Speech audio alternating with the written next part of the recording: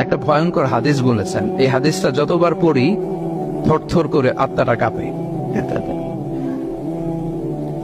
কিয়ামতের দিন আল্লাহ তাআলা অনেক শহীদকে বলবেন তুমি জাহান্নামে যাও। সে বলবে আল্লাহ আমি জাহান্নামে যাবো, আমি তো রক্ত দিয়েছি তোমার জন্য, লিইলাহি কালিমাতিল্লাহ,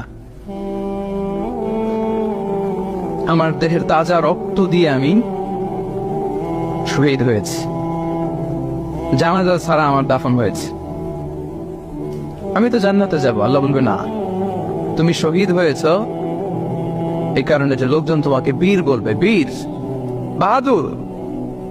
তো দুনিয়াতে তো তোমার বাহাদুর বলছে, তো তোমারে বিশাল যোদ্ধা ছিল, বাহাদুর ছিল, এই খেতাব তো তুমি পেয়েছো, আমার কাছে কিছু নেই, জাহান্নামে যাও, go to the hell fire. অনেক দানশীলকে আল্লাহ বলবে জাহান্নামে যাও। সে বলবে আল্লাহ আমি জাহান্নামে যাব, আমি তো মসজিদ, মাদ্রাসা, এতিমখানা,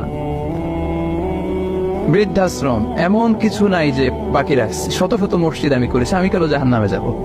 আল্লাহ বলবে না, তুমি দান করেছিলে এই জন্য যে লোকজন তোমারে দানশীল বলবে, দানবীর বলবে, আদেম তাই বলবে, ওটা তো তোমাকে বলা হয়েছে, জাহান্নামে যাও, আমার কাছে কি চাও, go to the hell fire. সেদিন আল্লাহ তাআলা অনেক আলেমকে ডাকবেন, অনেক দাঈদেরকে ডাকবেন, অনেক দুআত ইলাল্লাহদের তিনি ডাকবেন।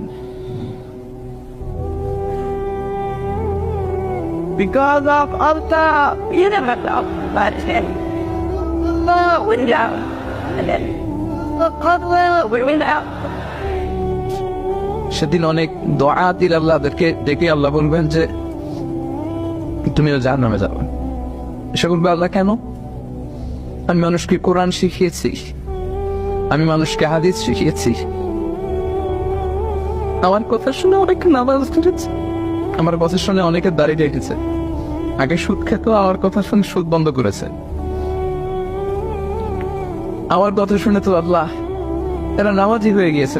দ্য এন্টায়ার সোসাইটি সুদ বন্ধ করেছে, নামাজ ধরেছে, তারা ফরজ যাকাত দিত, আমি কেন জাহান্নামে যাব?